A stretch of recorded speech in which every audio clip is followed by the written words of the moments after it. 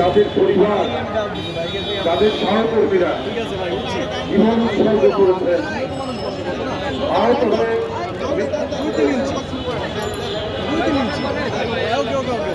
মৃত্যুর সাথে পাঞ্জা লড়ছে। তারা কেন আজকে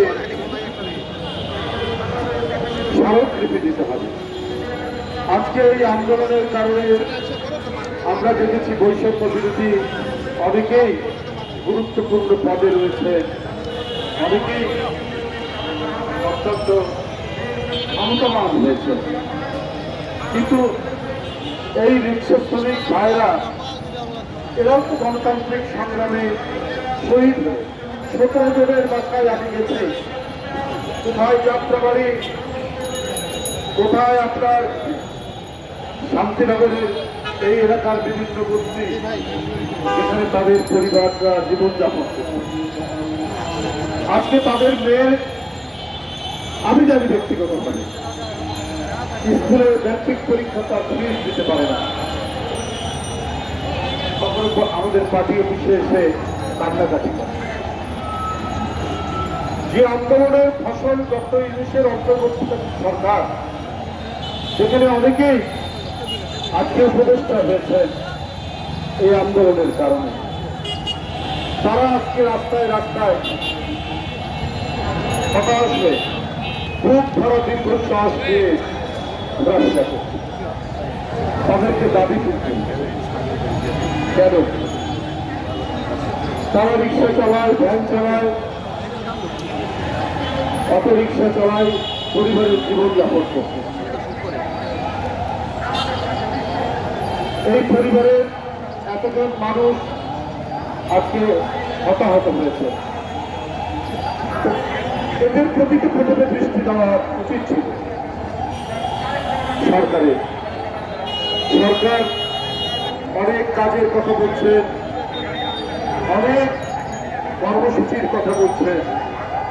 প্রথম কর্মসূচি তো হওয়া উচিত ছিল জীবন উৎসর্গকারী এই রিক্সা শ্রমিক ভাইদের এবং আহত যারা আছে তাদের পুনর্বাসন করা। জীবন উৎসর্গকারী রিক্সা শ্রমিকদের পরিবারদের পুনর্বাসন করা, তাদেরকে ক্ষতিপূরণ করা। এটার জন্য যে একটা ব্যাপক উদ্যোগ আমরা দেখিনি।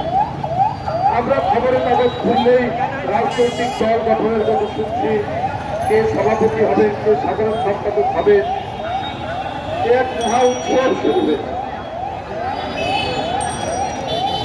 কিন্তু যাদের রক্তের উপর দাঁড়িয়ে এই সরকার, যাদের রক্তের উপর দাঁড়িয়ে আজকে ক্ষমতার বর্তমানে যারা আছে, তারা তো গণতান্ত্রিক শক্তির সমর্থিত। তারা কারো চোখ ঘুরিয়ে রেখেছে অন্যদিকে, তারা কারো আজকে অন্যান্য বিষয় নিয়ে ব্যতিব্যস্ত। আজকে 5-6 মাস হতে চলল। এই 5-6 মাসের মধ্যে এদের পুনর্বাসনের জন্য সরকারের একটা বড় ধরনের তাগিদ, একটা ড্রাইভ আমরা কেন দেখলাম না? কেন আজকে তারা আত্মরাগ করছে? কেন তাদের পরিবারের যারা আজকে স্কুল কলেজে পড়ে তারা বেতন দিতে পারে না? কেন তারা আজকে ফিরে যাচ্ছে সেই নিরন্ন দুঃখের গ্রামে? কেন আজকে তারা হাহাকার করবে? কেন তাদের জন্য আজকে রাস্তায় দাঁড়িয়ে সরকারের কাছে আমাদের দাবি তুলতে? এই কেনর উত্তর কি এই সরকার দিতে পারবে? সরকার প্রধান করলে ছাত্ররা দল করতেই পারে।